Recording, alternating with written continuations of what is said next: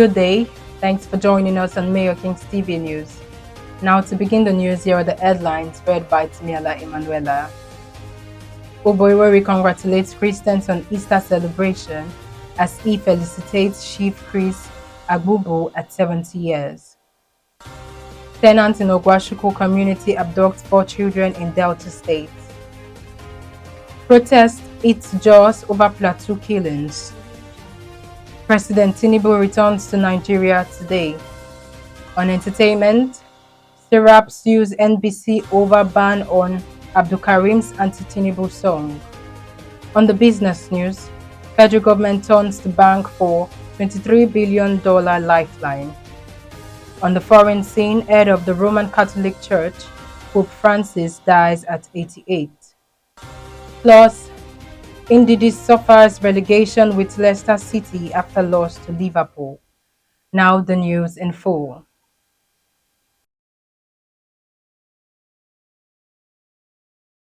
Delta State Governor Right Honorable Sheriff Oborevwori has extended his warm greetings to Christians across the state, Nigeria, and the world at large. Governor Oborevwori, in felicitation message by his Chief Press Secretary, Sir Festus Ahon, emphasized the importance of Easter as a time for reflection, renewal, and hope, and called on Christians to embrace the virtues of love, sacrifice, and unity exemplified by Jesus Christ. The governor urged Christians to use the occasion to pray for the unity, peace, and security and continued progress of Delta State and the nation. He acknowledged the resilience of Nigerians amidst socio-economic challenges and expressed the confidence in the strength of the people to overcome adversity through faith and positive collective efforts. He reaffirmed this administration's commitment to delivering good governance, promoting social welfare, and creating opportunities for all Deltans. However, Governor Sheriff Oborevwori has extended heartfelt congratulations to former Minister of State for Agriculture and Rural Development, Chief Chris Agbobu, on the occasion of his 70th birthday anniversary. Speaking through his Chief Press Secretary, Sir Festus Ahon, in Asaba, Governor Sheriff Oborevwori praised Chief Agbobu for his exemplary life to both Delta State and Nigeria. The governor lauded Agbobu's enduring contribution to leadership, describing him as a respected educator and political figure whose mentorship continues to inspire many.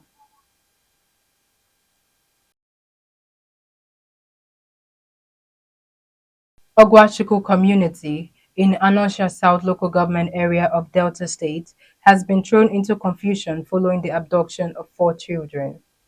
Reports from the area said that residents of Umoke quarters are pointing accusing fingers on 3 women who secured an emergency accommodation in the neighborhood last Monday. The children are 6-year-old girl Ebube Nwafido and her sister Miracle, age 3, both of the same parent, and 2 other girls, Chimanda, 7-year-old, and Excel alias Tinubu, 5 years old, also of another parent. The women allegedly lured the children on Friday, pretending to buy them biscuits from popular supermarkets in the community. Recalling that the ladies had earlier approached Mrs. Bosse Nwafido, asking whether she could direct them where to secure accommodation.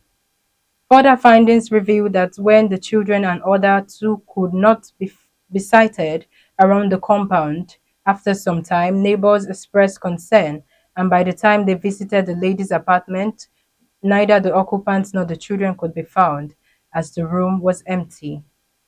However, when contacted, the police public relations officer of Delta State Command, Sir SP Bright Edafe, confirmed the incident and disclosed that the landlady of the house where the suspect stayed has been arrested and is currently in detention.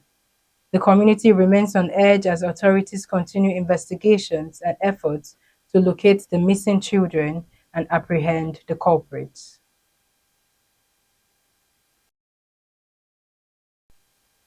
Protests broke out in Jos, the Plateau State capital, on Monday morning over the continued killings of indigenous residents by gunmen suspected to be Fulani militants.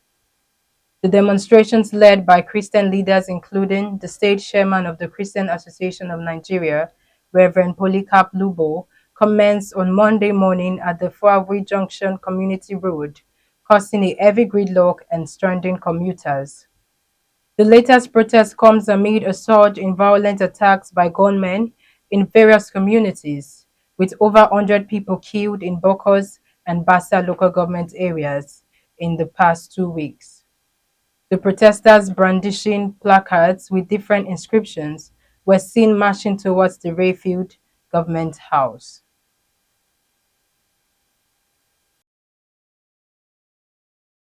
The Special Advisor on Information and Strategy, Bayo Onanuga, has confirmed the President Bola Tinubu will return to Nigeria today after spending nearly 2 weeks abroad. Earlier, the presidency had assured Nigerians that the president remained fully engaged with national governance despite his stay overseas. He emphasized that Tinubu's absence was temporary and in line with the communicated time frame of approximately 2 weeks, with his return scheduled for April 21st after his Easter holiday. Recalling that Tinubu had departed for Paris on April 2nd, 2025, for what the presidency described as a 2 week working visit. According to Onanuga, the purpose was to appraise the administration's midterm performance and assess key milestones. However, its prolonged stay abroad sparked criticism from opposition leaders amid growing insecurity in parts of the country, particularly in Plateau and Benue states. Former Vice President Atiku Abubakar and Labour Party presidential candidate Peter Obi had both questioned the president's absence in light of the escalating violence. This led to Peter Obi's call on Tinubu to return immediately to address the worsening security crisis in the country.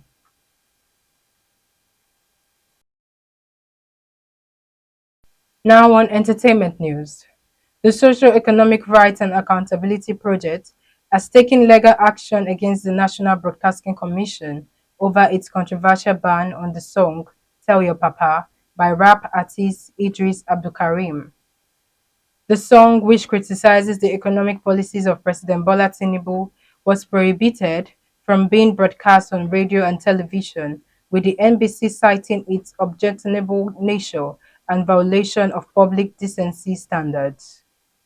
In the lawsuit marked FHCLCS 797-2025, filed at the Federal High Court in Lagos, Serap is challenging the legality of the ban.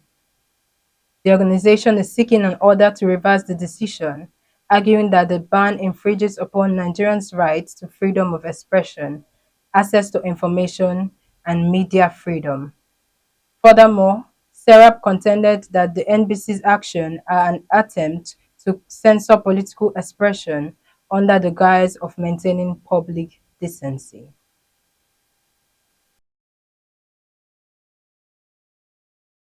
Now on the business news.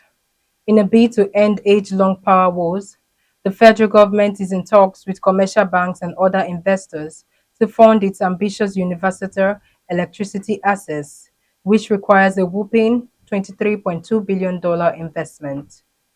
It was gathered that Nigeria will require $23.2 billion of aggregate investment to achieve the planned universal electrical access in 5 to 10 years, reaching 120 million people across 22 million households, stating that $14.1 billion of the cost is an upfront investment to which multiple stakeholders must contribute. The $14.1 billion initial investment is 60% of the total $23.2 billion investment required to provide universal electrification to Nigerians. As the country still struggles with a paltry 5,500 megawatts of electricity, the Universal Electrification Plan aims to supply 11,499 gigawatt hours of electricity per annum to the 22 million unelectrified residential households. Grid connection is expected to go up $5.5 billion. Solar home systems would require $11.1 billion, and mini grid connections would take $6.6 billion. The Managing Director Chief Executive Officer of the Rural Electrification Agency, Abba Aliyu, disclosed that some banks have already committed funds to the sector, while the agency is still in talks with others.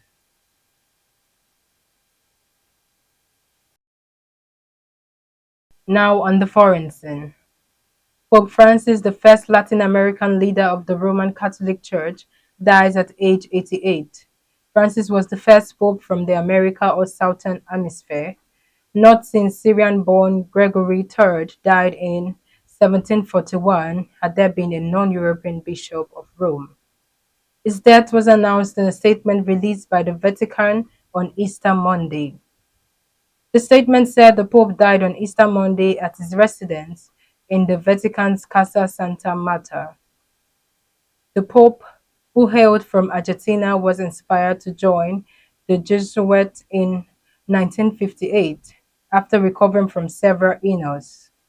He was ordained a Catholic priest in 1969. From 1973 to 1979, he was the Jesuit provincial superior in Argentina. His predecessor, Benedict XVI, was the first pope to retire voluntarily in almost 600 years, and for almost a decade the Vatican Gardens hosted two popes. It was acknowledged that he appointed more than 140 cardinals from non-European countries and bequeaths his successor a church that is far more global in outlook than one he inherited.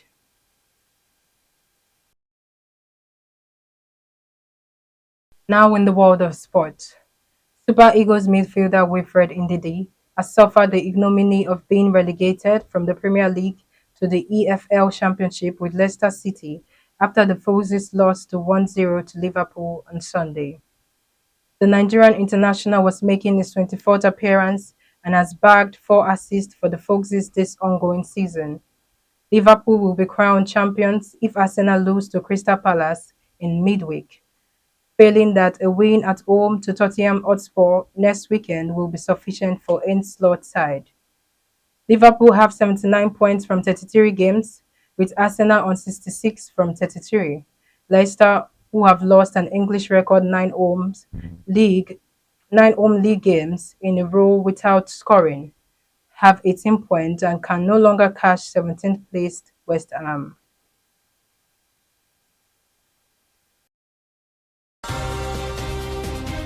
Now to end the news, recap on our headlines. Oborevwori congratulates Christians on Easter celebration as he felicitates Chief Chris Agbobu at 70 years. Tenant in Ogwashuku community abducts 4 children in Delta State. Protest eats jaws over Plateau killings. President Tinubu returns to Nigeria today. On entertainment, Serap sues NBC over ban on Abdulkarim's anti-Tinubu song. On the business news, federal government turns to banks for $23 billion lifeline. On the foreign scene, head of the Roman Catholic Church, Pope Francis dies at 88. Plus, Ndidi suffers relegation with Leicester City after loss to Liverpool. That ends the news from Mayo Kings TV, as read and edited by Tinela Emanuela. Thanks for watching.